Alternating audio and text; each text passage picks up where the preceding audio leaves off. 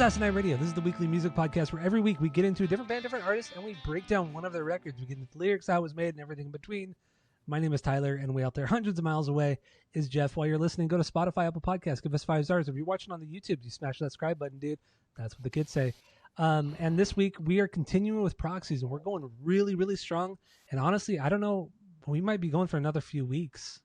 We're really enjoying ourselves. It's like no end in sight. I know. We've already got 3 weeks after this planned out, and I don't see why we wouldn't do the next three albums.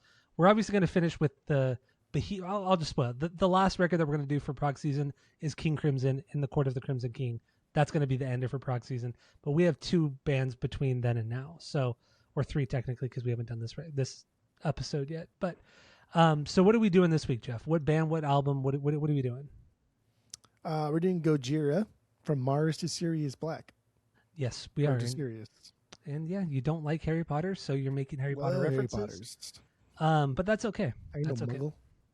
Well, okay. So so we're doing Gojira, and this is their what, third record? Yeah, third record. Third record from 2005. This is a record that a lot of people really love. A lot of fans love this record. This is a go-to for them. This is a concept record, which we'll get into the whole theme of it all, and we're gonna really get into the lyrics on this one. I think the lyrics are the most important part of this record. I think they're not better than, but just as good as the music on this album.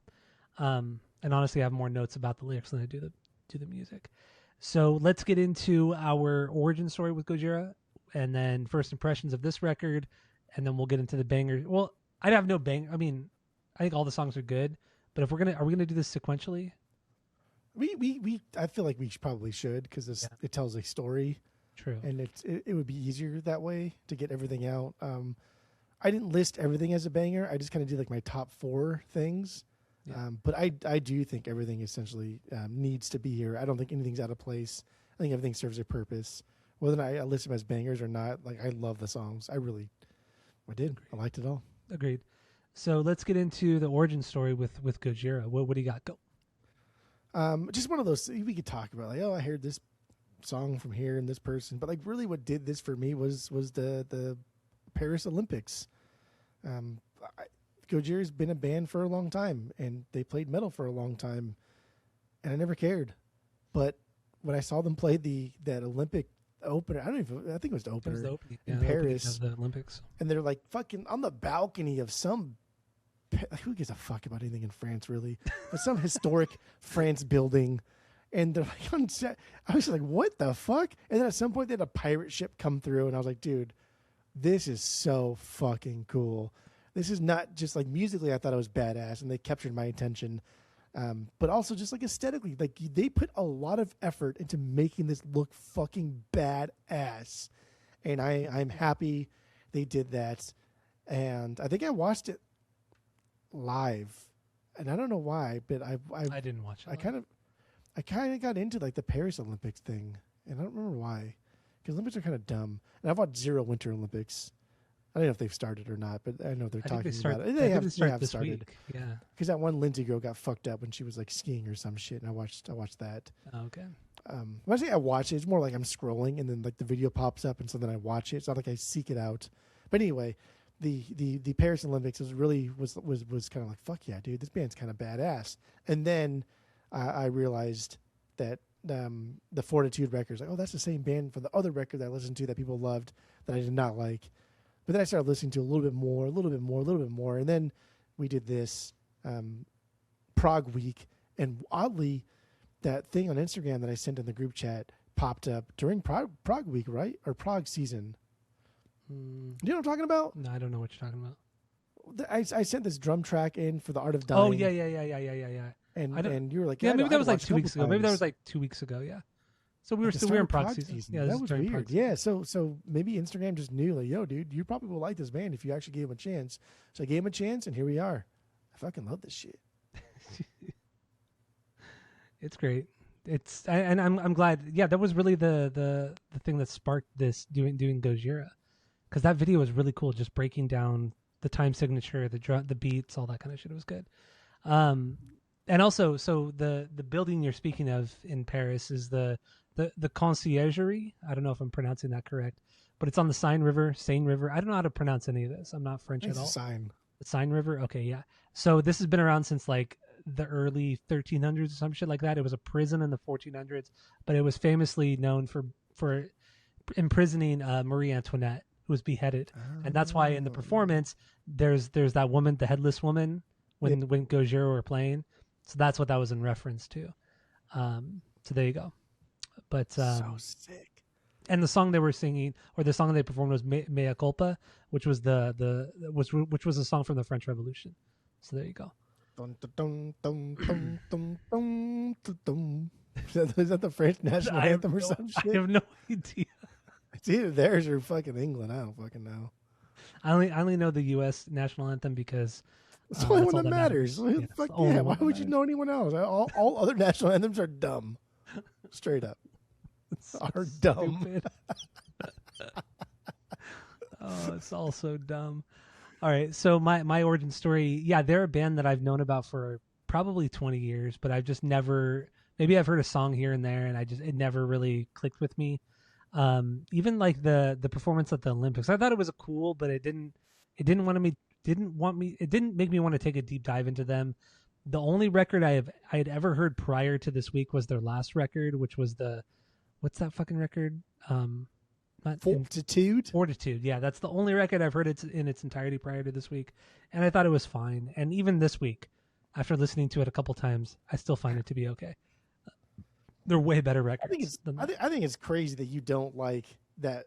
I should say don't like, but like you don't appreciate how fucking just huge that like Paris thing was. Whatever. That was insane. It was fine. Dude. It was totally fine. Like they're playing on different balconies or I know. pyrotechnics. Like that is so fucking wild. Like they were all honestly, they were all in on this. Honestly, it was like no different than going to Disneyland and watching like Fantasmic. Oh my god. It really wasn't that different. So Come on, though. guy. I mean, I love but Fantasmic. Is so good. It is. It's fantastic. I agree. It's fucking great. It's a great show. Yeah, too bad Fantasmic has like dumb fucking Disney music instead of Gojira playing on the balcony. But the performance was like watching Fantasmic at Disneyland. And I know we're being super hyper local here, but you know, it was it was fun. That's why I liked it. It's because it was performative. It was theatric. It was stage play on a grander scale. But yeah, that I still love it. It was cool. It was fun. So fucking shit that came out, my god. So yeah, that's my origin story. First impression of this record. This record didn't hit me that hard when I listened to it because I really honestly liked. Same. I really liked the Link way more than this record when I listened to it, and honestly, I still like the Link more than this record. Then I heard L'Enfant, and I liked that record way more than this one too. This is still solid. It's still a great record, but it's the lyrics, the theme, and all that I really dig about it, almost more so than the music. And the music here is fucking incredible. There's some great shit here, but I don't have as many notes for the music as I do for the lyrics. Okay. So I'm like the opposite. I have more notes for the music than I do the lyrics. Okay, and I split my lyrics up into two different things. So one part of my lyrics for each song goes into the story of the album, like the story that's supposed to be told in the album. The other set of lyrics per song is what I think the song is actually about on a personal level, because I think it's a very, very spiritual song, very religious song for, what was it, the singer's name? Joe? Something like that? Joe. So, yeah, there you go. So let's, Yay. Do we have, I guess we're not doing bangers, stinkers, so let's just get into the first song, Ocean Planet. I don't know. I mean, his name is Joseph, right? For Surfer Joe. I don't know if they pronounce it differently than like Yosef. Remember, like in Brooklyn Nine-Nine, when the Swedes pronounce Jake Yake, say, "Oh, Yake." So maybe they pronounce Joseph differently in France. I don't know. Maybe like French listeners. In Spanish, it's not Jamie, it's Jaime. You know, Jaime. Yeah, that's the way she goes. So you never know if it's a boy or girl when Jaime's calling you. Yeah. Or Jorge, George, Jorge. Jesus, George. Jesus. Hey, Jesus, Jesus. Yeah. Yes. Anyway, names are fun. Names are not fun at all. Like I was instantly bored with that conversation as soon as you started. Did you tell? Like I lost interest. Yes, I know. God damn. Literally don't care. Yeah, Ocean Planet, the opener. we'll go track by track, and then Track by maybe track. like throw in recording process Yeah, or album artwork or whatever as we go of through it. But course. we'll Yes. start from beginning to end. Yeah, no stinkers. There are a couple songs on here that if you were to piece them apart and say like, hey, listen to this song, you would think like, what the fuck, this is kind of stupid. But like sequentially in the theme of the album, dude, fits fucking perfectly. Talking about the softer songs in general, but Ocean Planet. Again, I only have like 4 absolute like bangers. Everything else, I didn't listen to the banger because I'm just not as familiar with this. So when I get to like the last track, I was like, is it better than Ocean Planet? Like, I don't know. Like, I don't know the songs well enough. So I had Ocean Planet as a top 4 banger. It's not anymore. But the song's fucking amazing. It's a heavy opener. I like its pacing. It's incredibly heavy, and it also like does what it sets out to like achieve. Like I don't know. Let's stop the opening riff to the record and just add like pinch harmonics, right? Like Yeah. this is how we're going to There's open a this lot fucking of thing. pitch harmonics. On Like this record. it's crazy. It's a dope song. Like it got I thought a lot of Deftones in this one. A little more kind of like traditional new metal kind of sound. Like Dobby's black metal coming in here. But also that riff kind of like brings out like a little bit of this industrial kind of tone to it. Although the song was like all over the place. It was like capturing it. It was getting everybody involved here. And the song also does a good job of just keeping the feel like of metal and I don't know, keeping like it really, really fucking heavy, but also leaving a lot of not a lot of, but a little bit of room for the dreamy esoteric kind of landscape. And that's going to come from the push and pull of the main riff, right? The ethereal, open, cleaner chords with the chaotic, nightmarish, chuggy shit. But dude, the 3.5 minute mark is when the song like really explodes and gets pretty wild. And we get that fast, broken blast beat. Dude, so much cool blast beats on this thing too. And not like, and I'm not a big fan of blast beats, but they do it. bro, all you like is fucking No, I blast don't beats. like. Your No, fucking get bleeding throughs and your no, dumb no, fucking no, no, no, no, metalcore no, no, no, shit. no, no, no, no. These guys do blast beats better than anything I've ever heard in metalcore. Okay, settle Ever down. heard in metalcore. Ever heard in metalcore. Metalcore is like a joke. This compared drummer to is just not this better one than record. Derek Young's. I'll just say that.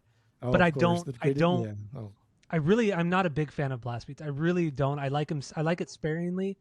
I accept it more in some bands like Slipknot when Joey was doing a lot of that toward the end of his career with Slipknot. I accept it more. Bleeding Through, I accept it a little bit, but overall, I don't really like blast beats. But they do the blast beats sparingly enough on this record to where it's acceptable, and it makes sense in the context of the song. It's just not overdone. They don't rely on the blast beats. I really don't like. yeah. I think it's lazy. I think blast beats in a song is lazy for the most part.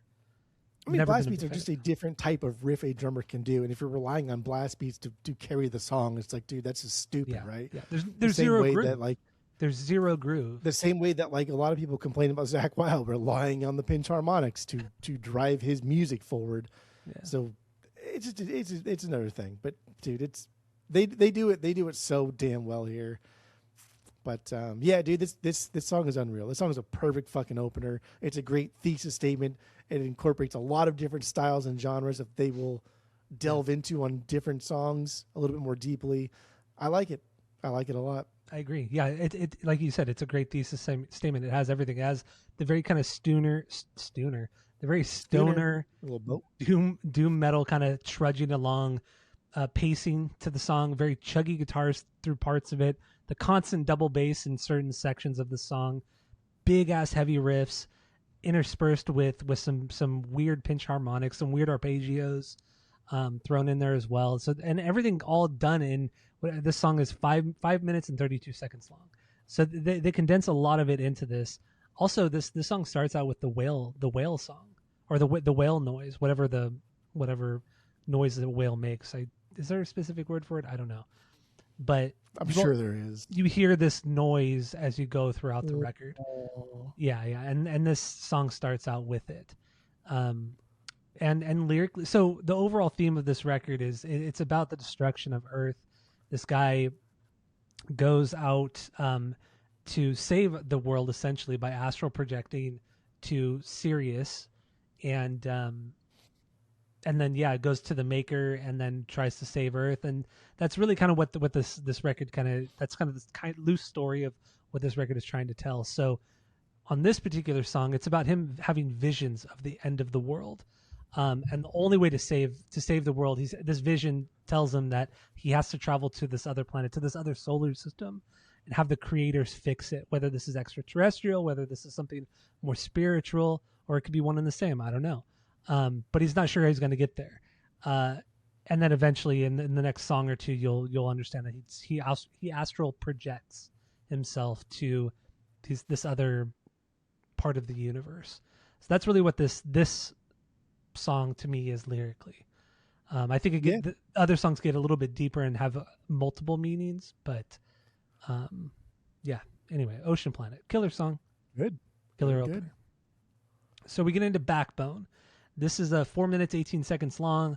Not too crazy. None of these songs are crazy long. Like when we did Tool last week, or when we did the Mars Volta the week before. And I'm gonna say this too. When we did the Mars Volta, we know that record front to back. We've listened to that record at least 100 times. So we know easier to do. It was way easier. So we may not break these songs down as explicitly as that Mars Volta, but that's really in a week. Yeah, we've only listened to this record like 3 or 4 times. It's been a week. In a week. So yeah, on Backbone, what do you have? Do you have anything on? What do you have on this one? Dude, this song is heavy as fuck. It did not make my top 4, but it very well could have, or it could at some point. It's just punishing. It's pretty straightforward. So like in the first song, the fuck was it called? The Ocean Planet. Dude, there's a lot of screaming. He's just like yelling and just like just projecting and screaming and shit. Here we get a lot of cool growls. Like sometimes growls can be kind of cool. I like the way he does it. I like 120 is when the blast beats really kick up and we get like that crescendo growl, which I thought was fucking really cool. And he does it really well. Works. Yeah. A lot of double bass, just lots of metal in this song. Like there's nothing, like for me, there was nothing here. I do think it's like a banger of a fucking song, but there's nothing here for me to like pick apart and like, oh, this part. It was mostly just like that little middle part at like 130 or 120, whatever I said, where the blast beats start and it gets wild, and then like the normal metal, like bookends that part.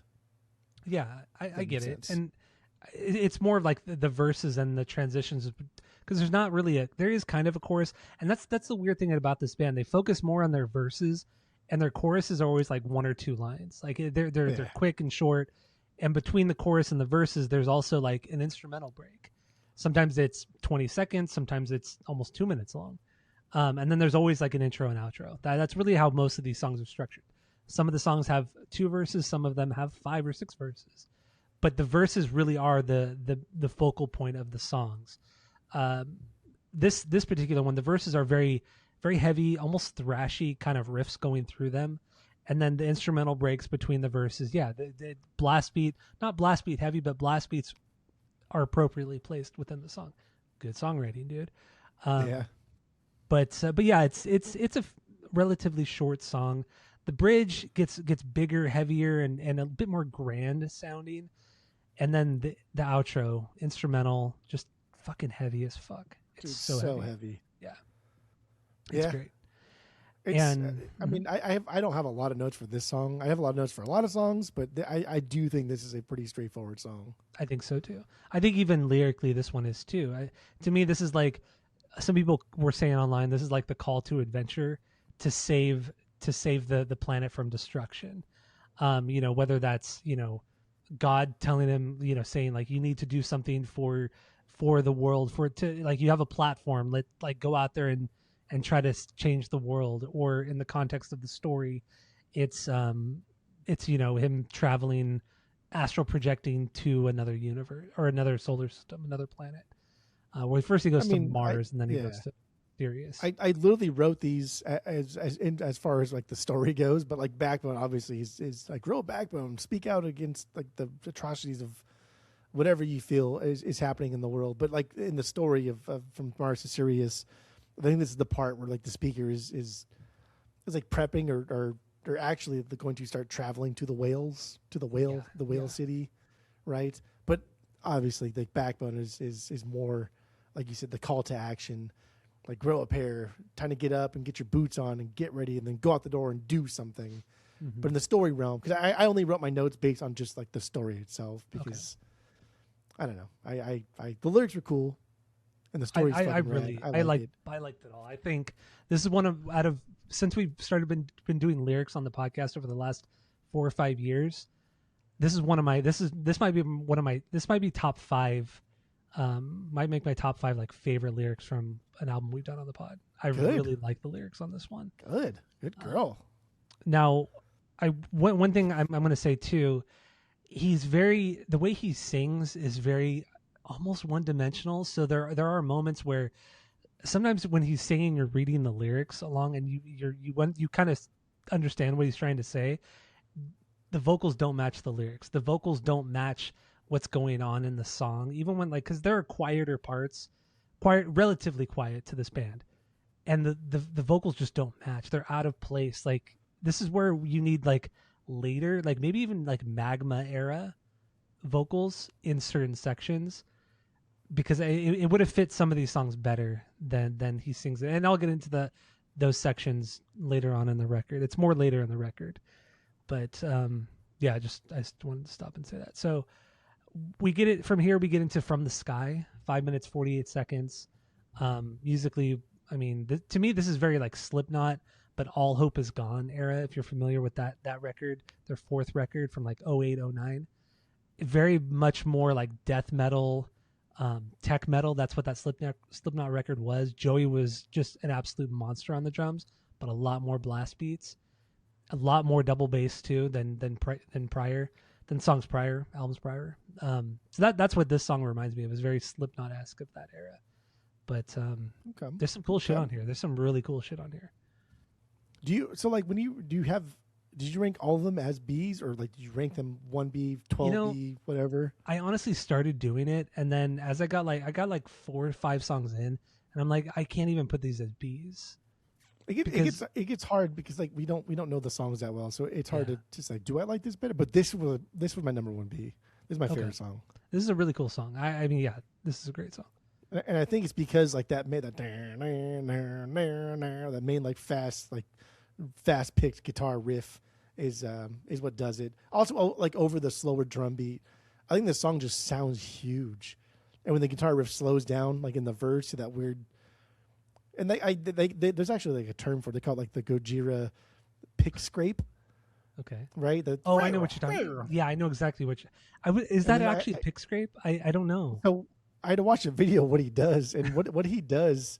If I had a guitar, I could show you. But like he takes his right hand and with the fat part of his thumb on the the fat like the outer part of his thumb on the close to like the tip of it, and all the way down to the meaty part of his thumb, like where the bones match the hand. Yeah. He like scrapes the fucking on his picking string. Hand? On his picking hand? Yeah, he just scrapes the string with his fucking thumb. Like this? That's it. Like, because I have a guitar right here. Oh shit! So just like that? No, like just pretend like you're playing the guitar normally, like in between the pickups, and with your right hand, just hit the fucking go straight down, like start from the fat string, go down. Like I'm actually strumming, but with the fleshy part of my hand. Yeah, but you're not like trying to pick anything. You're just making like a scraping noise. Oh, you're okay. Just, so, but you're like, not. You're not almost like you're wiping chord. something off. Got it. Okay. Got it. And that's what that noise is. But you have like heavy distortion to it, and it's just like, dude, so many metal bands, and including shit that Soul listens to. So many metal bands like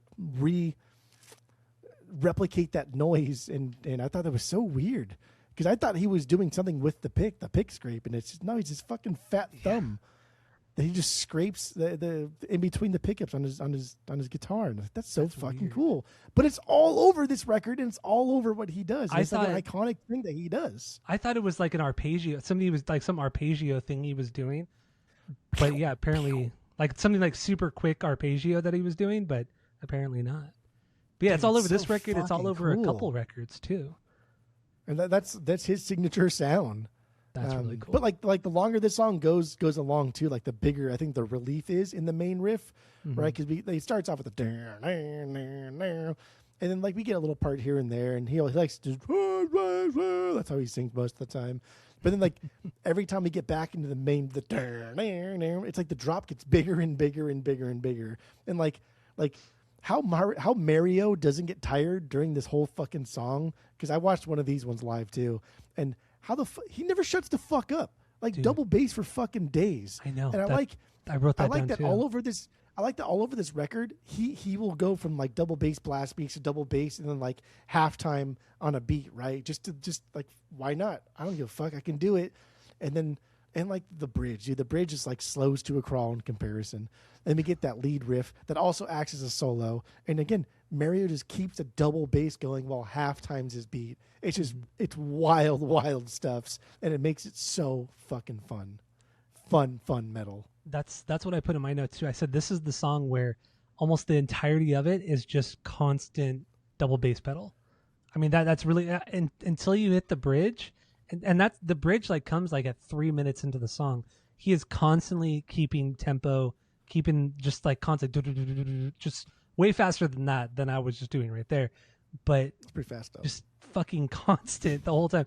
And then he gets that he does get the break in the bridge.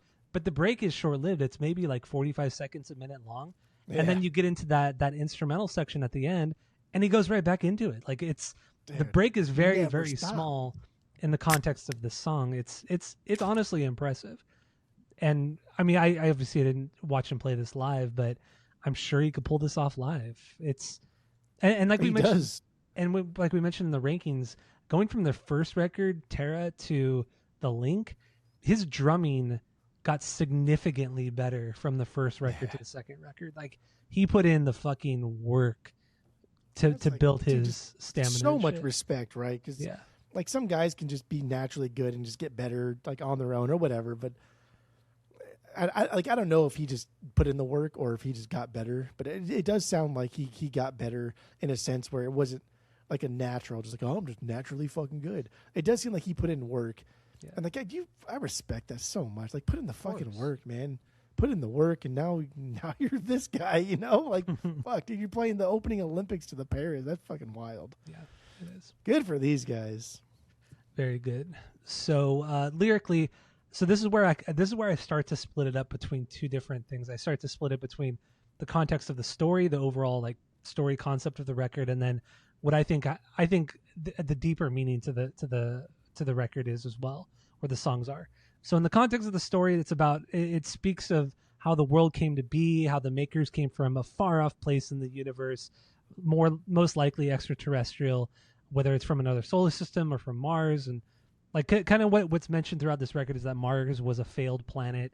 It was what Earth was at some point. Like Mars was Earth before it was destroyed by its inhabitants, however long ago it was. So that's what this song is about. It's kind of telling a very, very short, concise story of where we're going, or the beginning of the universe. Now, on a deeper level, or on a more personal level, I think this whole album is very spiritual, very religious, and I think this song it starts from being born, growing up, being fearful, full of despair, not knowing what's going on around you, like just fearful of everything, life, everything that's thrown at you. And then at some point when you're a young adult, there's that awakening that happens, that awakening, whether it's Christianity, Buddhism, whatever religion it is. There's some sort of weird, everybody has this like in their mid-20s, or most people have this in their mid-20s. There's some sort of weird spiritual awakening, and some people take it farther than others. And I feel in this case that's what this is. And this awakening happened, and it changed him for the better. And it makes sense because a little bit of reading that I did about, I believe it was Joe, the singer, after the first record, or during the first record, he was living off the grid for like 3 or 4 years in the forest somewhere in France. That's where he wrote The Link. Is that okay? Is that what it was? Yeah, I don't remember the timeline. But yeah, so this guy clearly is basing the lyrics off of some spiritual journey he had, whether it's Christianity or whatever it is. I feel like that's what it is. And I think the lyrics are really, I think that's what I love about these lyrics, because you could take it from the context of the story, and then also from him personally and his awakening and his view of the afterlife, which I'll get into as well, and shit like that. So I think the lyrics are fantastic. I really love it. So that makes sense. From the sky, right? Like, yeah. Whether or not the awakening is you accepting religion into your life, it could also be that you've already accepted religion, and the big awakening is you denouncing religion, right? There's just, but like you're right. It was like in your early 20s when you kind of like are on your own a little bit and you're thinking for yourself and your friends and your teachers if you're in college or whatever, and something happens, you're like, you know what? Like I've been X for so long, now I want to be Y, or I've been nothing for so long and now I want to accept this. But there is an awakening at some point, like a quarter life crisis or a third life crisis, I guess. Quarter life, yeah, I would say quarter life. Quarter life. But I feel like most people go through this, especially I especially think men go through this more so than women. I think because like men have to, there's a certain expectation for men, and I don't know. I feel like with men there's more of like a spiritual awakening or some sort of major life change in your early mid 20s than women. That's what I feel. But whatever. I can see that. I mean, it's yeah. I don't know. Growing up Catholic, I was very much in that, and then at some point, I was thinking like 16 was probably the last time I went to a conventional church, and so I guess that would still be in the realm of this because he's still percolating on these thoughts at 16, 17 when this record didn't come out then, but it's still there. Those thoughts are still there. Yeah, exactly. So then we get into Unicorn. This is a 2 minutes 9 seconds instrumental, just a quiet, laid back kind of track. Nothing crazy. It's cool. Here's what's it's obviously this is like the whale. I thought this is like the whales calling out to the protagonist, like don't come forget to follow us. Here we are. Yes. But it's instrumental, but it keeps the theme, right? It keeps the theme, keeps it kayfabe, dude. Yeah. Like there's I don't know. There's so much aggression and wild in the first part of this record, and this is where our guy starts to hear like the whales calling to him. So like naturally, the song is going to be more spacey and abstract. It's got a good groove to it, but it serves a purpose because we'll come back to this later on. Mm-hmm. You know what I mean? Like the whales have a specific like communicative pattern that they do, and this is it. This is the beginning of it, or the appetizer, I guess, because later on we'll bring this back and it'll drop into some fucking heavy, wild shit. So I like this as like a setting the stage of what's to come. Even though right now, the first time you listen to this, you're like, what the fuck is this? This is stupid. This is out of place, but it'll come back later. Trust. And because we've been speaking of whales, and especially right now, the album artwork, it closely resembles the logo for an organization called Sea Shepherd. This is a marine conservation organization that the band themselves actually really actively support and are gung ho about. They probably still are, but especially at this time, and that's why they chose to kind of use that logo for themselves on this record, and that's why whales are referenced so much on this, because I know there's all these all this lore and all this stuff about whales and how intelligent they are, which I'm sure they are. Also the biggest mammal on Earth, as far as we know, is the blue whale. Hella intelligent. Yeah, and the blue whale is not the intelligent largest. as me, but they are intelligent. Well, okay. But anyway, yeah. So and I think that's really cool too. And I feel like there's a movie or some story where whales they fly through space. I thought it was Hitchhiker's Guide, but it's not Hitchhiker's Guide. Star Wars. No, it's not Star Wars. A whale? I think it was in Ahsoka. Was it is that what I'm thinking of? Yeah, the time the fucking intergalactic... You're right, it is. It was Ahsoka. It was during the Clone Wars cartoon. Yes, you're right. That's what it is. Yeah. Maybe following the whales. That... No, it was Clone Wars. It was the Clone Wars, right? Or was I think it was the live action. Offshoot? It was a live action. Yeah, because they were following the whales on their path. Remember they had to wait for the whales to come back around? That's what I'm thinking of. That's from that Star Wars show. Yes. Yeah. Which was like a weird scene, like in as you're watching it, but also like it's kind of fucking cool. Yeah, it was cool. Intergalactic Kegger whales. But it's cool because like I don't know, going back, like their cover art, I think it's all dumb except for two. I like this one a lot, and I like the Link a lot. Those are all the other cover arts I think are fucking stupid. Yeah, they're all kind of silly. Magma wasn't bad. Give a shit about them. Magma wasn't bad. I thought that was kind of cool. There's the fucking sun, like the sun from Mario in like the middle of the pyramid. Nah, that's stupid. Where are they going with this? I don't remember. I don't know. Oh, so this came out 2005, right? So like I think when the populace, especially in America, like what got us behind, like Save the Whales, the whole adage of Save the Whales has been going on for decades. I think what really pushed America to really understand like how fucked up we are as humans to marine life was Blackfish. Remember Blackfish? Yeah, yeah. Did you watch that shit? I never watched like it. 2000 I didn't. I didn't want to be bummed ish? out. No, I didn't want to be bummed out, so I Dude. didn't watch it. Like that was like fuck, man. That was so fucking fucked up. That's why I didn't came out watch like it. 2015, like a decade after this.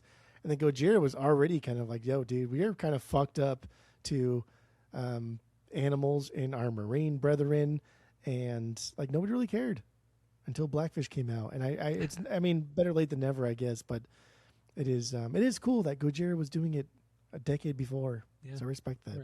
You're right. Good for them. But yeah, don't watch Blackfish, man. That's fucked up. Yeah, I don't. I mean, I know what happens, and a good friend of mine, she watched it, and she always used to talk about it. I'm like, I don't want to hear it, Gabi. I just don't want to hear it. I don't even like going to zoos anymore. Yeah, I don't like. I never really cared for zoos, even though I get like a lot of zoos are just rescue sanctuaries in some respect, and I also get too, like one of our friends on the pod, his lifelong dream was to go like hunt lions in the Sahara or whatever the fuck they hunt lions, but like you pay a lot of money to do it, and that money goes to like conserving that land, right? The protected land, like someone's got to pay for it. And so these guys that go hunt that shit, like that helps pay for it, I guess. Still fucked up. Yeah, that's fucked up. And we talked about too, like if the grid went down, like I would probably just be vegetarian because there ain't no way I can kill an animal and skin that shit. There's no, I ain't got the stomach for it. I'm a pussy. No way. Ain't no way. All right, so let's get into the next song, "Where Dragons Dwell."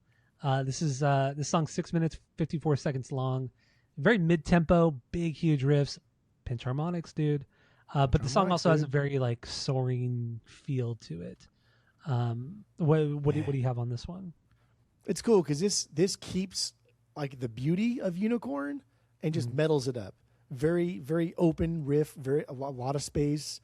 Mario taking it very easy with this one, right? The dun dun dun dun dun dun dun.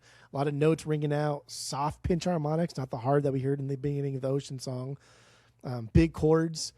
And then we get to business as usual in the minute. I like the minute mark. But it never deviates from like the overall atmospheric heart of this song. It's more of like an anthemic kind of metal song with bits of like speedy shit here and there. Mm-hmm. But damn, dude, I love his verse melody. I don't catch on a lot of his like melodies because I don't think he has a lot of melody on this. But his verse melody's fucking poppy. It reminded me a lot of like Taylor Swift. Some of Taylor Swift's on like 1989.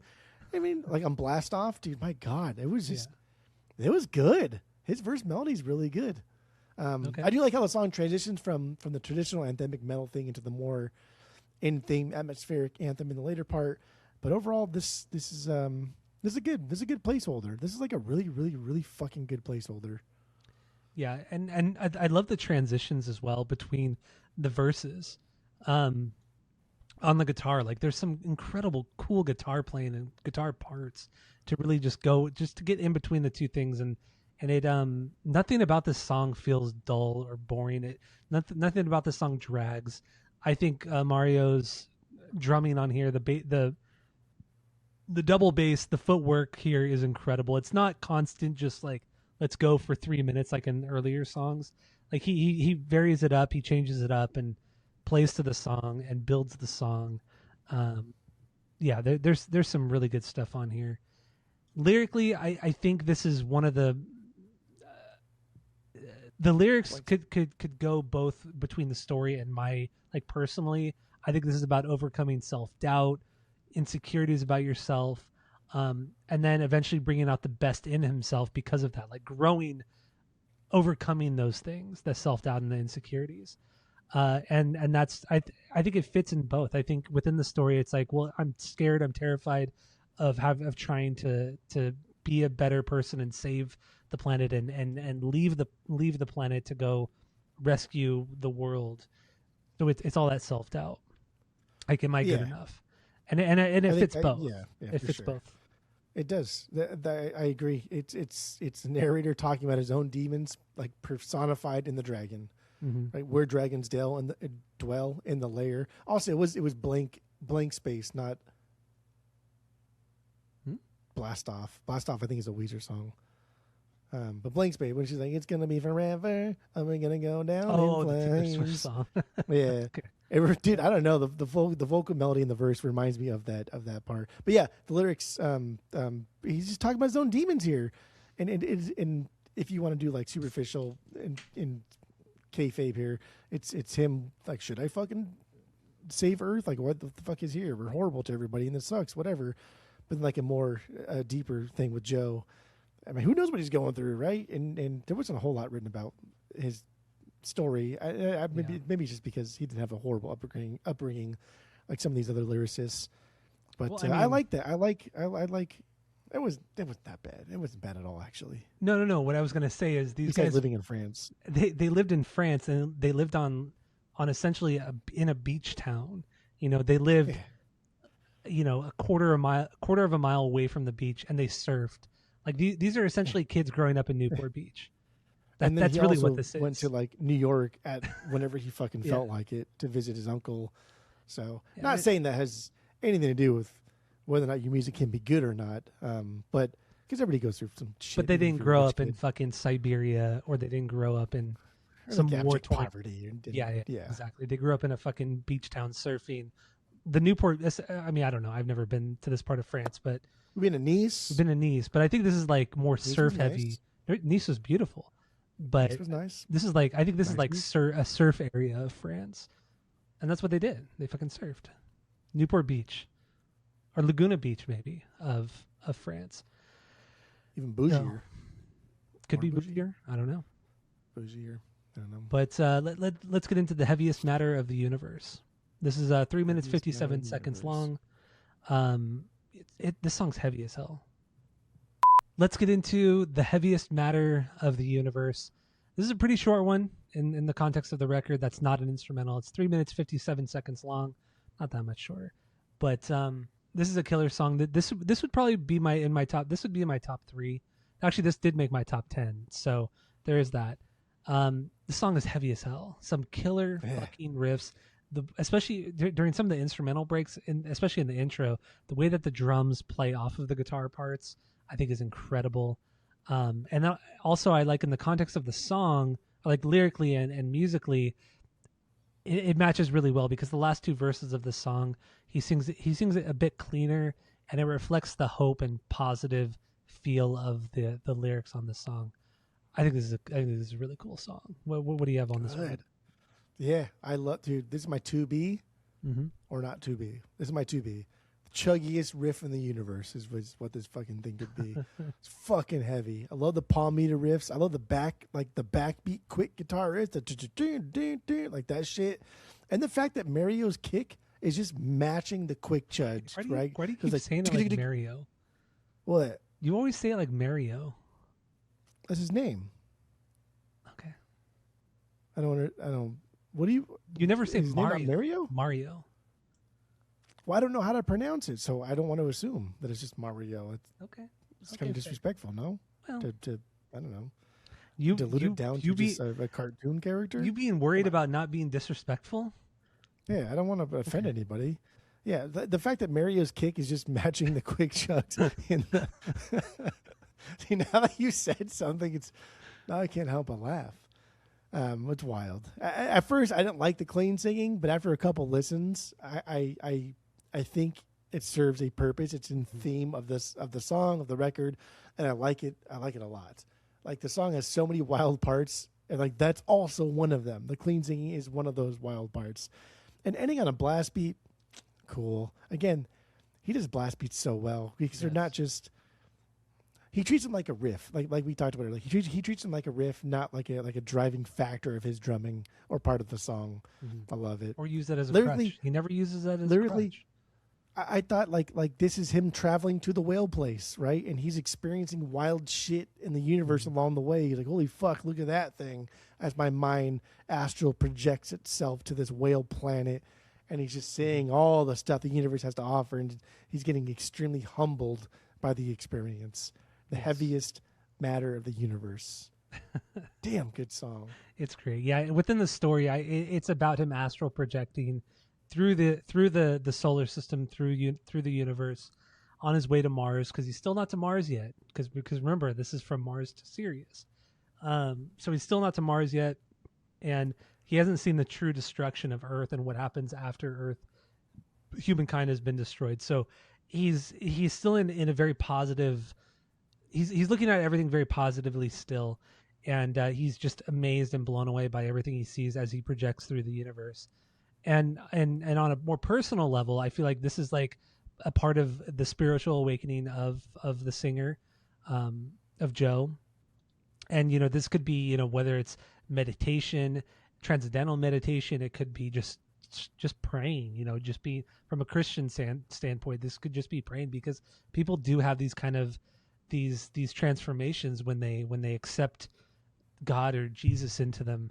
This is something that people really feel strongly about. And in that, it can be very frightening, this awakening, something that they've never experienced. That initial, yes, it's exciting, but it's also extremely frightening. And that's what the song also talks about is, yeah, I'm seeing all these beautiful things, but this is also terrifying. It's the fear of the unknown. And I really, once again, I love the lyrics on this record. I think you could just take this, you could throw this into the story, you could throw this on a personal level. And when you think about it, once again, these guys were young, they were mid-20s. I mean, this all lines up with at least, what I feel is most men's experience. I don't know, that I think it's great. I think it's fantastic. I think that's fair too. It's not just like our personal experience, but like our friends, our outside, family members that are a little bit younger or older than us that go through the same exact thing. Yeah. And I think too, it's childish, right, to say like I'm the only person that's ever gone through this. It's a little bit more mature to understand that like everybody goes through this shit. Yeah. And it's even varying degrees. It's even more mature and just like a good songwriter to be like, yes, everybody goes through this shit. Here's my experience. Also put into story format. I think that's where we're at now, which is just like, damn, that's pretty good. You know what I mean? I think it's fucking great. Like so much pop punk, so much punk rock, so much of that stuff. It's just like, here's my experience with the same experience that everyone else goes through. Here's my broken heart. Here's how I feel about my broken heart. Like dime a dozen, right? But like here it is. Like, yeah, it's the same thing everybody goes through, but put into like a good story format. And I mean, I would even throw this up against like Dustin Kensrue from Thrice. When we did the artist in the ambulance, that to me, that was my favorite lyrics I've ever gone through. I think the way he incorporated his Christian beliefs into what he was getting into lyrically, all the metaphors he was using and all of that was just beautiful, and it was amazing. And I feel like this is much in that same vein. Maybe not directly Christian, but very, very spiritual in that sense. I love it. I'm kind of I don't know. I'm not Christian. I'm not. I respect it. I respect it and all that shit. I was gonna say something super not kosher. What were you gonna say? Now I'm curious. It was good though. Can I say? I was just like, dude, you're like Charlie Kirk, bro. Like you're so Christian, but that's not. Except I'm not dead yet. Sure. There you go. That's not. That's really, so you're probably gonna take this out then because you said that. No, that I'm not gonna. I'll probably forget this after we finish potting. I'm gonna be too toasty. That's wild. But I think now I'm seeing this not as a spiritual thing, but more like a coming of age. Okay, like yeah, and that's kind of how we go through a coming of age, right? It's just it's a spiritual journey, and whether or not you choose religion as part of that spiritual journey, or whether or not you don't, right? It's part of your journey, and I think like now I didn't get as deep as you did into this with the lyrics. I did see like, oh yeah, this is clearly him talking about this and this, whatever. But I kept it more in line with the story. But now I'm leaning way more into this just like coming of age thing where he's accepting the things around him and doing what he can to be better and doing what he can to potentially change those things around him. And I like that. Yeah, man, it's great. I think like that. And once again, I'm record, not solid. I'm not. I grew up Catholic, but I'm not Christian or anything like that. I think this is just a great way of coming of age. Actually, is the best way to explain it. It's a coming of age when you're in your mid-20s that most of us go through, and I think he just think he did it so well. But he didn't. There are very few moments on this record where he he gets into like more of like maybe a Christian aspect of it, and I'll get into that coming up. But And the coming of age thing is because like when I was in college and certain things that I went through, and but I think we both went vegetarian for almost 6 months at one point. yeah, Like we did. we did it, and it was like, okay, cool. And like the Buddhist thing, that was the thing. We did. Yes, I know. We went through Like I that sold same everything shit. that I owned, and like, these are things that you explore. Like, do I want to do this? Do I want to be this? Do I believe in this? Like, I don't know. I'm fucking young, but really, all I want to do is get drunk on the weekends with my friends. But like, let's see what happens during the week, and that's all Yeah. part of, I don't know, coming of age, and I agree. that's cool. I like this. This record's good. It's This great, record's man. good. It's I great. like it. So let's jump into Flying Whales. I think this might be the longest song on the record, 7 minutes 44 seconds. Yeah. You know, very mellow, subdued guitars to start it out. Some bass drums thrown in there. The whale sounds in the background. It's an interesting outro. I think the intro lasts maybe like a minute or 2 minutes, 2 minutes or something like that. Yeah, 2.5 minutes, something like that. Yeah. And then it just builds nice into just the heavy stuff. And I think at this point on the Yeah. record, I kind of stopped taking notes on the music and I focused more on the lyrics. So you might want to take over more musically. Yeah, so like this is when I was talking about how when get like unicorn, I said like that's fucking crazy because you write that shit off like why the fuck is this here? It's stupid as fuck. But then we get into flying whales. Keep it kayfabe, dude. It's part of the story. Like these astral whales, and we first heard them in Unicorn. We first heard them in the opening, but we really first heard them in Unicorn, which was like clean and just like this instrumental jam, nothing crazy, nothing fancy. But it sets this song up. The jam here is fucking rad. Jean Michael, right, the bass player, he finally comes through, has some like deep and groovy bass part. Like Mario's laying down this jazzy riff with some cool shuffles, and like it's fucking cool. And then it transitioned into like the metal part. And I think the transition's fucking flawless. It keeps the same guitar riff, the same pace, and it just adds heavy distortion, and then just subsequently adds layer and layer and layer until it's a metal song. And like, how did we get here? I don't remember. So that's cool. Definitely a little preachy of a song. Yeah. But like the slower chuggy bits are wild. They're not traditional. They're not in a traditional gait that we usually hear in a song like this, right? The like a lot of like Limp Bizkit too. Limp Bizkit does a lot of like non-traditional kind of like pacing in their chugs, especially with Wes Borland doing it. He just kind of does where the fuck he wants, and hopefully everyone else keep up. And dude, the last instrumental bit of this is absolutely fucking crazy. It's so broken, you don't even know what is going on. You can listen to it several times and just follow each individual member and just get something just unique and cool. And again, just heavy Gojira pick scraping here at the very end. And I just like, I love that. God damn, I love it. when they do that. I think it sounds so fucking rad. It's way It's cooler. so jarring. It is, and it's way cooler than any pinch harmonic. I just think, God, it just sounds incredible. It just sounds so cool. Love that. And I'm obviously really new to Gojira, so I just, you don't hear people do this shit. And like now that I think about it, I hear some of the bands that some listens to, they will do that, but they're like 2015 to like now, and like, damn, bro, you just straight lifted that from Gojira, which is cool. I get that. And then one of the interviews I watched where some dude asked Joe how he does the pick scrape. I forgot what podcast it was on, but I watched the clip, and he's like, "How do you do that?" And he's like, "Just so you know, like if you had $1 for every band that like replicated your pick scrape, you'd be a millionaire." And he's like, "That's cool. Like, I'm glad." It's like, damn, bro, you're like the most unhateable dude that's ever been alive. You know, everything I've read about these guys, they seem so down to earth, and they just seem like really chill dudes. And it's been the same really lineup. Want a better life for everybody. Yeah, like it's really been the same lineup. They had a different bass player like the first 6 months they were a band, but this is in 1997. So you know, exactly. They've been the same band ever since. And that's really telling about them as people, as their character, all that kind of stuff. And they're just still putting out like just relevant stuff, not just stuff, but relevant stuff. Yes. We may not like some of their newer stuff, but I understand in the context of the scene and metal, their music is still very relevant. And you know, with gent music coming in, I think that's like maybe early 2010s when gent music started, that whole genre started to come in. But gent was using a lot of that the what is it? What you call it? The pick scrapes. The pick scrapes. Yeah, That's it's not even a pick. Jen. He doesn't use a pick. He uses his fucking finger, hand. yeah, or his hand. But I mean, that's very very gent. You hear it on all. I mean, I don't care for that genre. I like it in moderation when bands do it. But yeah, it's all over that genre, all over that fucking genre. But Yeah, and so it's based like, off of this. I mean, this is 2005, and Jen didn't come in until as far as I understand, early 2010s.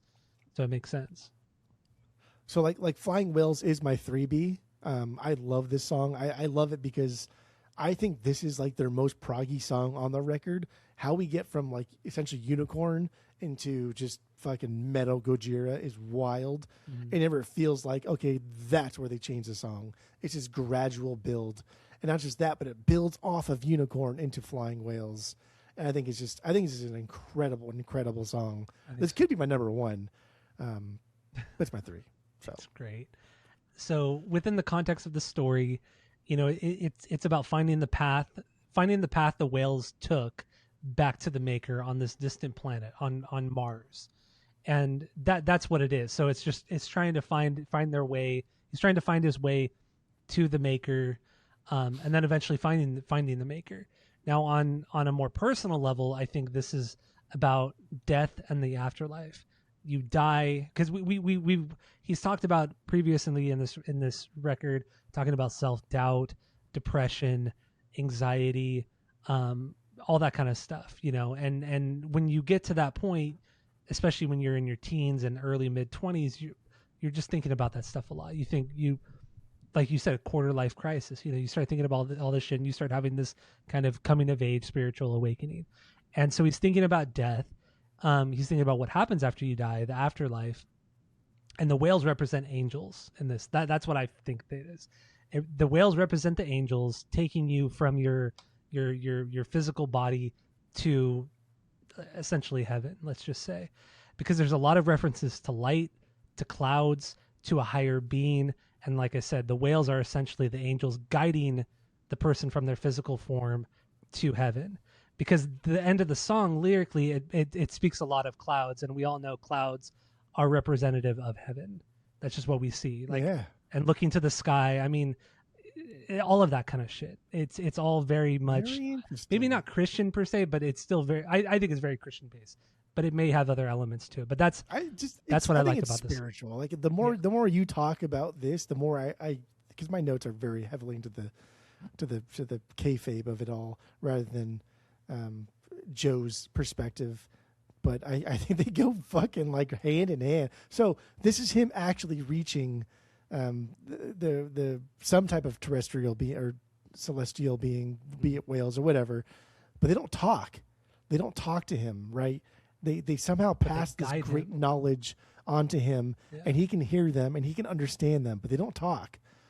But that's the same fucking thing, right? You go to like this otherworldly heaven or spiritual being, and you see these, be it angels or whatever the fuck it is, and you feel safe, you feel warm, and they don't say a goddamn word to you, but somehow you understand everything, and they're telling you all this knowledge, and that's fucking wild. That's like some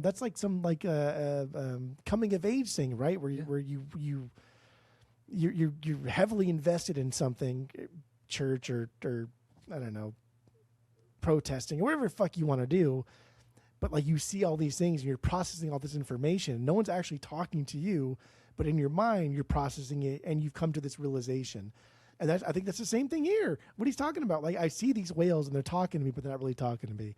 I'm going to this because it's super easy to put in like protesting terms because what's happening right now. I'm going to this protest and no one's actually talking to me, but I'm processing all this information and I'm becoming a different person because of what I'm seeing, even though no one's actually talking to me personally. It's great, man. I don't know. I like that. I think it's fantastic. Yes. That's rad. Yes.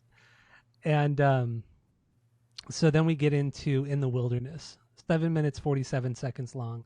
This song is relentless. It's relentless in its heaviness and aggression, and it makes sense in the context of the lyrics, I feel, because the lyrics do touch upon, like, it touches upon, because so this is him arriving at Mars, and Mars in some interpretations means war and almost violence in a sense, and then Sirius kind of represents peace and all of that.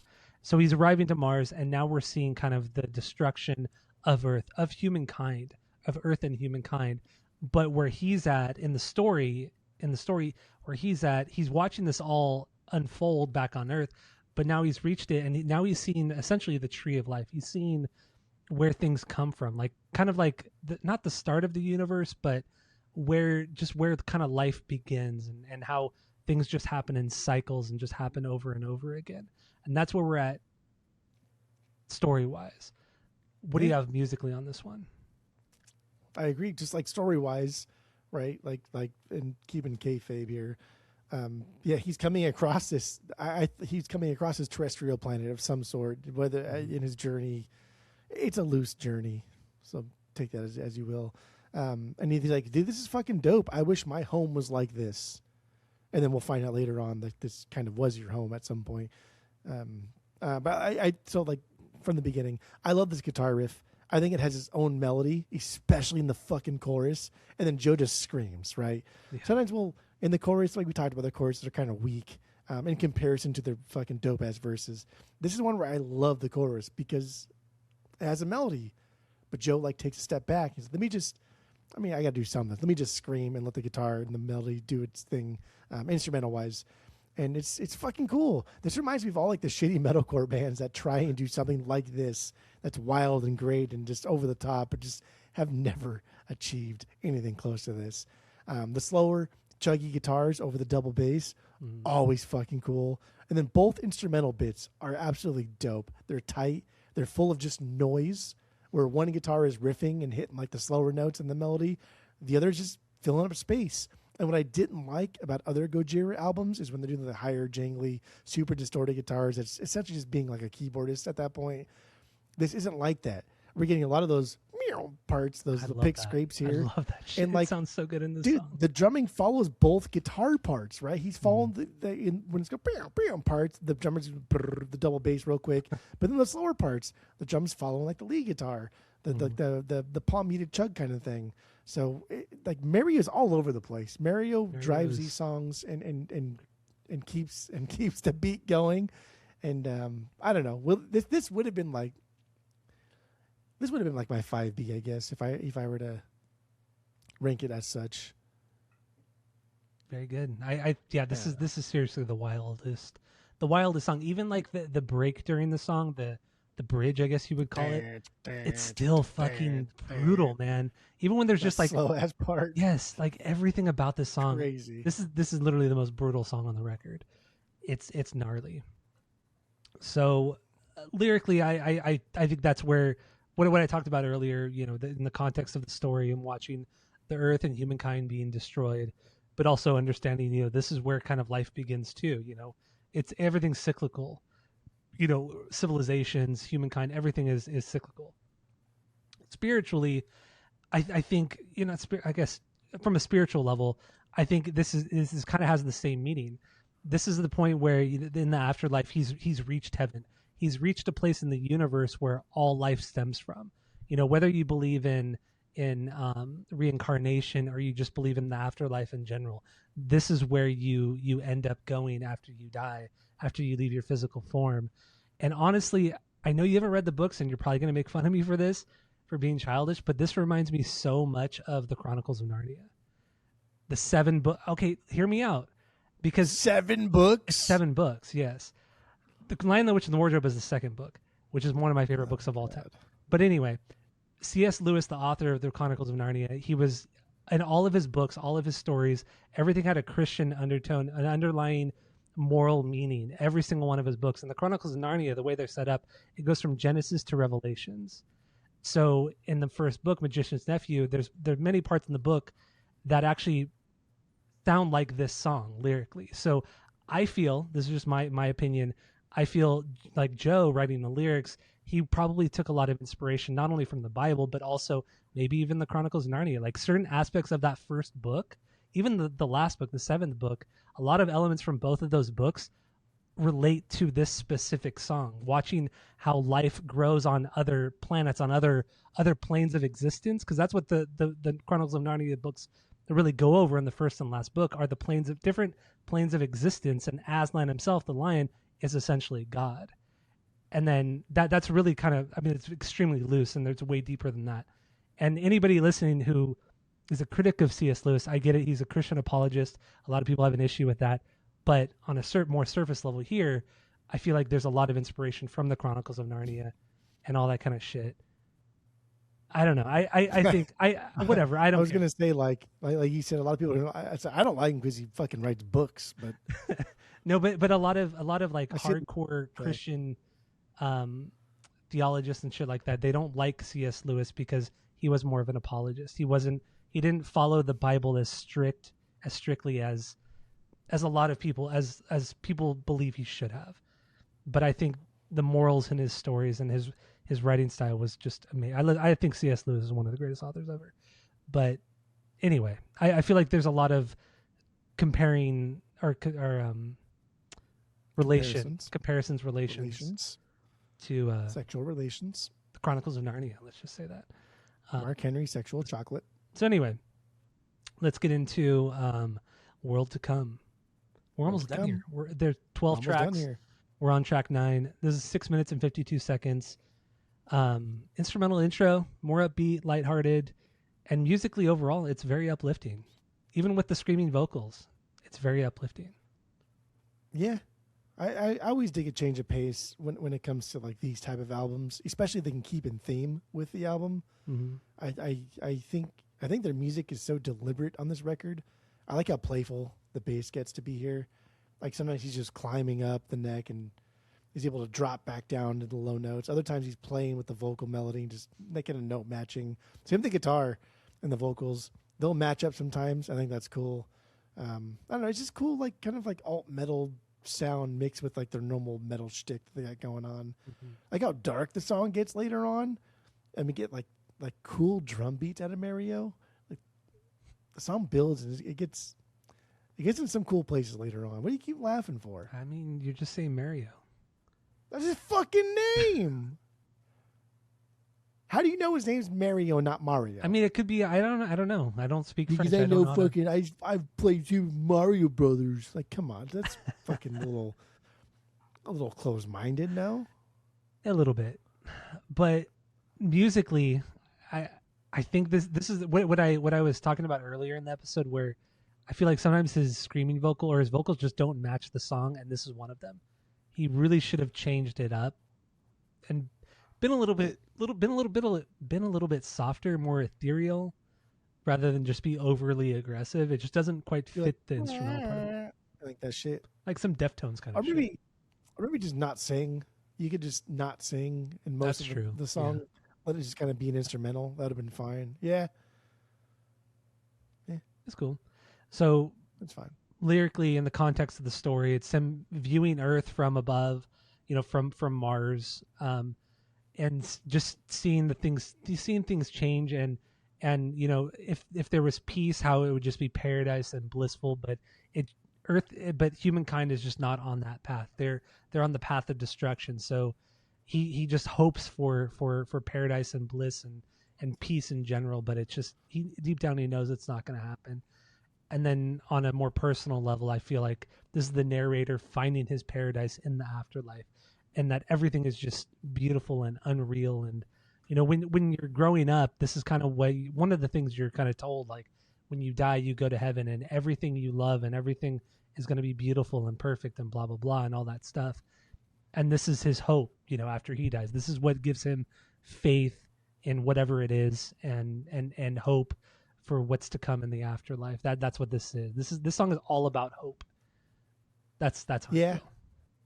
I mean, I agree. Just on a more kayfabe level, it's like he sees what could be of Earth, right? He sees like, damn, this could be us, because he talks about like I just looked at myself, and that's like him looking at Earth and the history of what could be, and the beautiful planet that doesn't exist anymore, but it could exist if he gets his shit together, and thus humanity gets his shit together. And he talks about like he takes off and he looks down and he's like, fuck, man. Then he talks about like, do you even try to find yourself? So it's like, do we care enough to change what we're doing right now to save our planet? And so I think it's about looking down on like a macro level and saying, here is our planet now, but here's what it could be if we want it to be. Yes, I love it. If we want to change. Yeah. But people don't want to change. That's the thing. Society doesn't want to change. So they make Earth great again. Yeah. It's 2005, long before Trump was in office. Isn't that weird to think about, like where we were at in 2005, 2004, 2005 when this record was created? We were just getting into the Iraq War. You know, we were just graduating high school, the Iraq War here in the U.S. at least. They were trying to recruit us to go to the Iraq War. Yeah, they literally had military recruiters at our high school. We had Sergeant Bofa coming to our fucking high school. And I almost signed up. I almost signed up for the Marines. I was this close to signing up for the Marines. Thankfully, I did not do that. Because my friends who did go, they were fucked up afterwards. John and I signed up. We signed like a pledge. And then my dad, and I think John's dad too, called and they were like, don't you fucking talk to my kid anymore. As we were 17 years old, yeah. That's wild. It's some predatory shit the military does. He's like, oh yeah, you join together. You'll enlist together. We'll put you in boot camp together. You'll never leave each other's side. Sure. Sign here. I'm like, okay. Dumb. Oh yeah. It's terrible. All right, so Let's get into the next song, From Mars. We're almost done here. Once again, we're almost done From here. Mars. The shortest song on the record, 2 minutes, 24 seconds. Very subdued song, and surprisingly, it's not an instrumental. So it's just him kind of, I mean, the song kind of trudges along. It's quieter, and subdued, like I said. But it's an intro. Yes, yeah, I guess it's an intro, yeah. It's an intro to Sirius. To Sirius. Yeah. Right? Like it is. Yeah. Playing guitar driven, it serves a purpose. It's a dialogue thing that's supposed to like take us someplace as well as like prop up Sirius. It's a fucking intro. I don't on its own again, like I don't like it or whatever, but I get why it exists. It's just, and like lyrically, it's this inner monologue thing that the speaker's having while he's traveling or he's on his journey. And again, like in the spiritual realm, it's just him like, fuck man, who am I really? What am I supposed to be as an adult? The coming of age thing. And he realizes that at some point, like he has to take accountability for his life moving forward. So what type of person am I going to be? And like going back to what you say, like we've done a lot of wild things in our day, and like we've met a lot of good people, but we've fucked over a lot of people too. And it's part of the coming of age thing, right? It's part of growing up, and there are a lot of things that we probably wish we could do over. Oh, absolutely. And there's probably a lot of people that we probably need to apologize to. Yes. But it's growing up, and I think From Mars is that thing, is that little part where you're like, fuck man, I'm kind of a dick. And then Too Serious is where we'll get into that in a minute. But yeah, I think From Mars is that specific part where you realize like, damn, I was kind of an ass. Who do I want to be? Yes. Yeah. This is you. I didn't think about this till right now when you were talking about the spiritual journey. And yeah, I mean, I have very similar things written about this one, story wise, leaving Mars because of all the destruction and violence, and then going to Sirius, finding peace and that's where all the answers lie. That's essentially what you want on like a mortal level, on a spiritual level. That's what you want. You want to know the answers to everything. As a human, you want to know the answers to everything. And the idea is once you die and you go to the afterlife, that's where everything's going to be answered. Like, why does this happen? Why do these people die? Why don't I die? You know, everything is answered in the afterlife. And also in the song, I feel like this is him realizing he's meant for better things. Getting the courage to step out of his comfort zone and be a better person, which is also goes in line with the story too, because it's him not just watching the destruction of humankind on Earth and all of that. It's him realizing like I can make a difference. I could do better for not only myself but for the world and for humans, and that's why he takes the journey to Sirius. So I think that's how to me that's how the story and on a personal level, they relate in this very short song. So Good. we get into Sirius at We in the this series, point. baby. 5 minutes 37 seconds. These last two songs, I have no notes for the music. I mean, this is just we're getting into heavy. The only thing I have to say, the last two songs, just heavy, aggressive, punch you in the face music. That's what these last two songs. Yeah. The Sirius and global warming. That's what it is. So, do you Yeah. specifically on this song? Dude, Sirius is like my 4B, and I wish I could pair it with like From Mars to Sirius because I think Better. they absolutely need to song. go together. Yeah. But what a fucking drop in From Mars into Sirius, even though like both of those songs are called those things. What a drop in From Mars to Sirius. Yeah. It's fucking heavy, dude. It goes someplace. It tells a story musically. Some of the guitar riffing is so out of character for the record too, almost playful. Like that main 1-2 riff, like that thing, that's wild. I love the dirty vocals. This song is incredible. I love it. 5 minutes of just absolute bliss. Yeah, just punch you in the face. That's really what this is. I think for me, it's like that. Yeah, I know exactly what part that you're fucking talking riff, man. It's so cool. There's throughout a lot of their records, there's some great kind of dueling guitar playing, or just like maybe not dueling, but just kind of like playing off of each other or harmonizing. Layering, yeah. Harmonizing, yeah. There's some great. There's some great moments. Like on what song is it? Now I can't remember. It's off of L'Enfant. Ah, damn it. Les Incompetents. Home Alone. Yeah. Anyway, yeah. There's some great harmonizing between the guitar playing on this particular song. I think it's fantastic. Now, lyrically, this is him arriving to Sirius, and him and the human race are being judged for what they've done, how they've destroyed the planet, how they've destroyed what they were given, what they were gifted, I should say, by the makers. And he realizes that, wow, like this is not the answer I was looking for, but this is the answer that I need to accept because, yeah, we fucked up. Like we fucked up bad. And there's nothing I could do. Like he comes to this he came for answers, but it wasn't the answer he was looking for.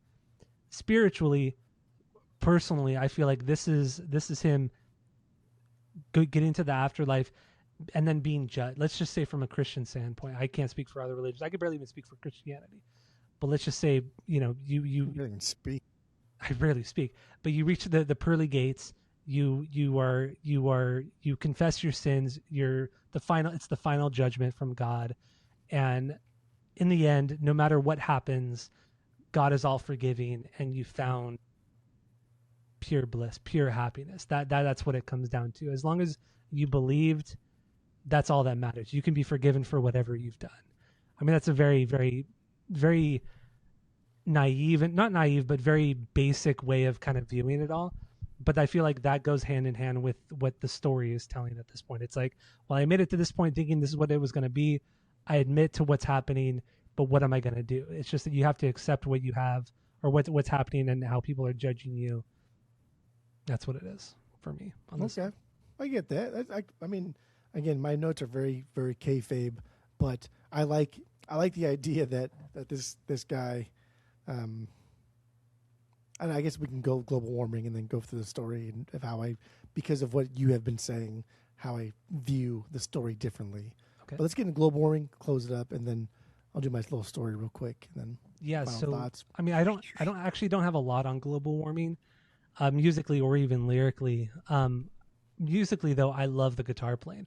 That diddly diddly diddly, just the finger tapping. Dude. I love the tapping. It drives the song forward. It that does. main riff drives the song. So it's fucking great. So sick.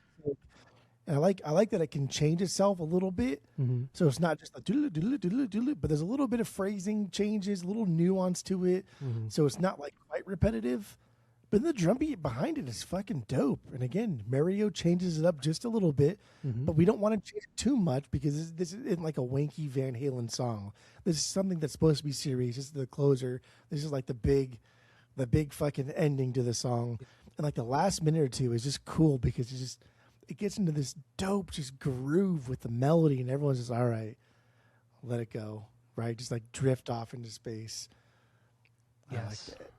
I agree, and I mean, going with in the context of the song, this is detailing kind of like the end of humankind and of Earth, you know, kind of the direct aftermath of the end of humankind, the end of Earth, but then also how everything is kind of cyclical as well, and this is where the song musically comes in too, because with all the tapping and everything and the heavy chugging, the trudging along, there's a lot of tension musically. There's a lot of tension, and that leads to like how I know I just the tension in the music I feel matches the lyrics perfectly well, or just perfect, not perfectly well. That's a stupid thing to say, but perfectly. Um, I don't know. That's really all I have on this song. These That are these are I don't have anything these too are deep pretty on this. like these are like pretty cryptic though, because like on the one hand, there's a story of whales and woe. See, I read books. Um, You listen to the but One Less Label record. well, that's I mean, okay, but I know, I'm it's kidding. it's Continue. it's a spiritual journey of like of a coming to age thing, and I think like from Mars to Sirius may be like the most important part of this journey because in the beginning, this is going to go into my wrap up. Do you have anything else? No, no, I'm good. I'm good. Continue. So in the beginning of the record, let's just imagine he's thinking about like his life, and he's like, "Fuck, I'm old enough now. I need to do something in my life." And he goes through all these things, and he gets to Mars, and this is where he realized, like, "Holy fuck, I need to do something because like the rest of my life is going to essentially be dictated by this age group, this age gap, and for us specifically to bring it home was in that 17 to 22 range. Like that's really the foundational years of our lives. I would agree. I think who we were at 17 is pretty much who we still are today, give or take a couple different things. But like we really haven't changed since we were 17, right? Yeah, in a Our lot of aspects. what we want to be, like deep inside, like we're pretty much the same people. They like I said, give or take a couple things here or there. And so from Mars is that like here, okay, I need to be somebody different. I need to change, or like this is it. And then too serious, SIR, not like I don't be too serious, but like too serious is him doing it. Is him like saying, okay, that's who I want to be. How do I get there? And then global warming is him doing it. Is him saying, okay, here is how I can do make the change. And that's why it ends with like we see our children grow, and that's him saying like I want to make this a better life for everybody, not just me, not necessarily like my child, but for the generations to come. I want to make the earth a better place. I want to make myself a better person so people want to be around me. It's just weird. This I don't know. I didn't think of it this way before we did the pod. This is like this him coming to age thing of wanting to just be a better dude. This makes the interpretation, or this makes the lyrics even better because now we have multiple interpretations. We have the main story. We have my interpretation. We have your interpretation, which is different than mine. You take a more, a more human approach to this one. I took a more spiritual approach to it. It's definitely a more like personal thing. Yeah. Like here's my like me. Here's how I would go through this. Also go through the motions. But it's cool, man, because global warming, especially at the end, like we see our children grow, or whatever the fuck he says, that could be either like we see our children grow, let's start a family, I have kids, and I want to make it better for them, or we see our children grow as like a loss of hope. Like we see our children grow, and they're just going to grow up to die. What's the point, right? An act of futility. So I like that, and maybe depending on like the person, whether or not you're like an optimist or a pessimist or a realist, who knows? You can interpret that. And he says that fucking thing like 15, 20, 30 times. And that's cool. That's cool, man. That's cool, man. Yeah. Oh, man. All right. So that's kind of your overall thoughts, your kind of wrap up on this one. Yeah. I guess that was do we do like my wrap up and I rank it and then you do your wrap up? I don't even fucking remember. No.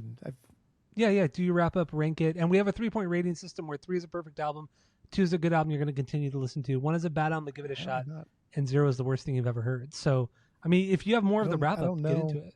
I don't know how we do things on the pod anymore. You're so disoriented from all of this, but I'm no, so disoriented. We do the wrap up, and then you do your ranking, and then I'll do my wrap up and do the ranking, and then we'll finish. That's how we do Yeah, it. that was my interpretation of it. I think, man, Gojira has been fucking dope this week. It's been a really really fun listen. It's just like Tool was. We're Tooligans. Yeah, we Just are like Tooligans next now. week's probably going to be just prog season has been fun. It's been so So, much fun. I'm excited for the next at least 2 weeks because maybe we might even extend prog season. I We don't might fucking even know. extend prog season. I don't fucking know either. But we got I two don't great know. prog bands coming up before King Crimson. So good. Yeah. This was cool. Again, it's only been a week, so these rankings could change. I could love this more. I could hate this more. But reading these lyrics was fun because I took them at face value, and then as we did this in real time, I kind of just related to my like personal experience, which I didn't even. I just kind of glossed. I don't want to say I glossed over the lyrics. I didn't read them all, but it was more like I wanted to really get into the story of it all, which the story compared to the enlightenment of you, the coming of age thing is who gives a fuck. But this is cool, man. This is some next level shit. I don't know, 2.6, 2.6, Not bad. 2.6, 2.7 maybe. I don't know. Not bad I don't at all. know. I like it a lot. I really enjoyed it. All Where's right. Cone? All right, fine. So my wrap up, final thoughts, and ranking on this record. I think Gojira. I think they're fantastic. I mean, everything they put out has been good, at least good. Nothing bad outside of like 2 songs. Outside of that, everything has been good to great, if not amazing. This record in particular, I think this isn't their strongest musically, but once again, we've only spent a week with this band. You know, we've listened to these records more than twice, or at least twice, I should say. But it's been a week. But it's been a week. It's honestly been a week. So this could become my favorite record. I don't know. I haven't dove into the lyrics on the other records, but I think the records on here, I think I love them. I just, once again, this is one of my favorite episodes we've done lyrically. This is up there with the Thrice episode we did. People may make fun of me on this, but the Treyu episode we did on Suicide Notes, I loved Alex's lyrics on that one. There have been a few other episodes too where I truly love the lyrics. I think some of these guys are great lyricists, and what's so great about Joe and this band is that yes, there's the theme of the concept of the record, but the way he broke the way you can interpret these lyrics is just amazing. You can look at the overall concept that was told to you beforehand and relate all these songs to that, or you could take it on a more, like I did, on a spiritual religious level. You took it on a more coming of age level, and I see your point. Your points make just as much sense as I feel mine did, and the concept that Joe was trying to throw out when this record came out. But that's just kind of the beauty of these lyrics and how great of a songwriter he is, and this band is. It's true. Musically, I mean, this album just fucking rips. It fucking rips. And really, my top 4 records with this band, I'm just splitting hairs as to why I like one more than the other. I think, I mean, they're all just so goddamn fucking good. My top 4 records of theirs, outside of Magma and Fortitude. Fortitude And Magma are the only records that I would never get on vinyl. I don't really care too much for. But otherwise, I love this record from Mars to Sirius. I give this a 2.75 out of 3. 2.75 out of 3. But once again, I've only spent a week with it. This could be a perfect 3 out of 3 for me as I go through, listen to it more and more over time. So this has been wild. It's been great.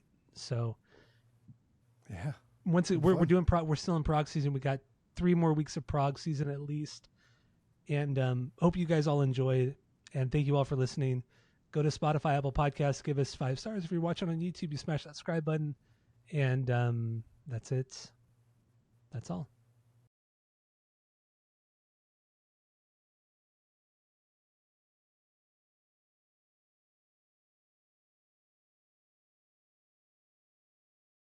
I know. I know everything about Mastodon. I'm fucking a master. Fucking no, I'm not though. I'm not like the biggest. I know everything. Get the fuck out of here. You don't know shit about anything. Fan. You literally know less about everything than nobody could ever know. That was fucking retarded.